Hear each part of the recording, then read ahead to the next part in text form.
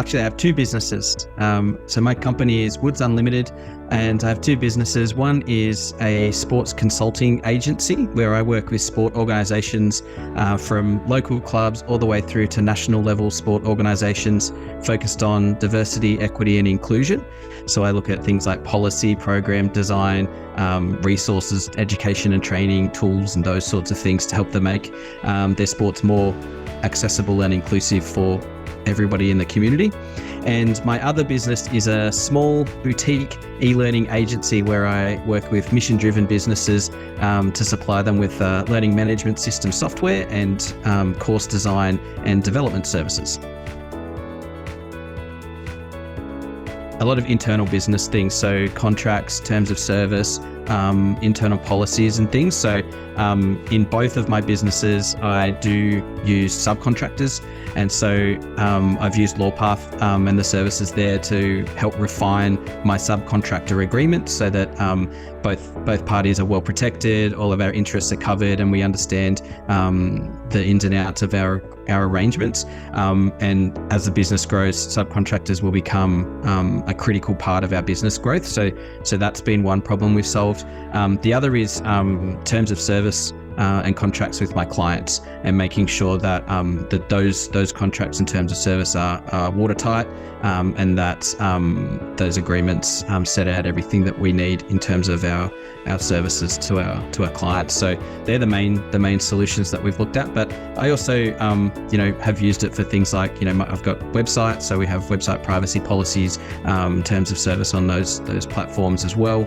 And given that I have some intricacies between with the e-learning business in particular, some of my software suppliers, I needed to make sure that those contracts reflected the needs that I had for things like terms of service with the software that I supply, as well as with the terms of service with my business and the services that I supply for my clients. So a few little nuances that I've been able to navigate with the help of the resources of LawPath there. Before LawPath, I did use a traditional kind of lawyer. It was more on a project basis, so I didn't have anyone on retainer or anything like that. But when I needed a contract or I needed a document, I did have a lawyer that I would go to and use for that. But since LawPath, I haven't needed that service, and I've been able to get all my needs met through the platform. Main driver for switching away from the sort of traditional arrangement I had with a local lawyer to LawPath was really about cost and also turnaround time. Whilst the end product I was more than happy with, I think the return on the investment meant that I had to really think hard about whether I needed that legal advice. And that opens a business up to risk when you have to think like that. Whereas with LawPath, I know that even if it's just a simple agreement or a simple terms of service or a simple document, I can at least get something that's going to be really sound from LawPath for a fraction of the cost and really, really quickly. And then even when I've engaged with the lawyer through LawPath, the turnaround times and the response times have been really, really quick, which means I can keep moving forward with other stuff that's going on. The things that I really like about the plan with LawPath is being able to access a lawyer, and not just any lawyer, a lawyer that's actually potentially an expert in the specific thing that you're looking for. And in my business, I do a few niche sorts of things, whether it's in the diversity and inclusion space. Or most recently, the project that I was working with a lawyer on was actually in the AI space.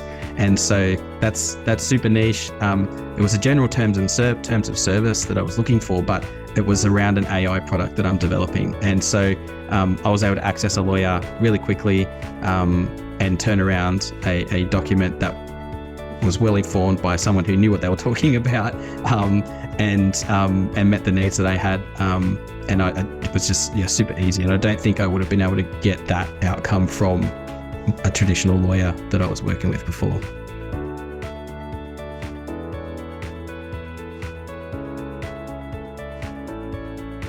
So the first legal call with the lawyer was great. It was easy to book. It was all obviously online. I just spend most of my day online, so it's more than familiar with me and fine.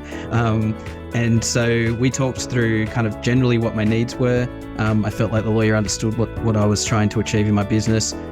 We actually also jumped straight into reviewing and having a look at some of my subcontractor agreements in that first call, because that was kind of an immediate need that I had. So we were able to resolve some of the questions that I had and sort of refine and improve the existing documents that I'd already had in place, so that I could effectively come away from that first chat with an outcome that I could implement in the business, which is really useful. So it was really positive. So both of my businesses, they're kind of both still very small. They're growing, and they're both on sort of different timelines. But the immediate sort of goal is to grow the team of subcontractors and partners that I'm working with to deliver my services, and growing that team so that I'm doing less of the day-to-day hands-on work, and we can actually scale up what we're offering.